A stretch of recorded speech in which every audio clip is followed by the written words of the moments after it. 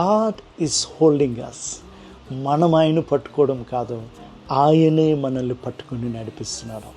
యెషయా గ్రంథం 41:13 నీ దేవుడు నగు యెహోవా నగు నేను, భయపడకుము, నేను నీకు సహాయము చేయుదునని చెప్పుచు నీ కుడి చేతిని పట్టుకొనుచున్నాను.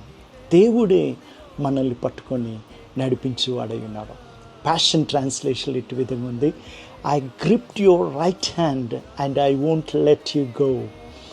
యోహాను రాసిన సువార్త 10:28 మన మంచి కాపరి చెప్తున్న మాట, నేను వాటికి నిత్య జీవమునిచ్చుచున్నాను గనుక అవి ఎన్నటికీ నశింపవు, ఎవ్వడును వాటిని నా చేతుల నుండి అపహరించడు.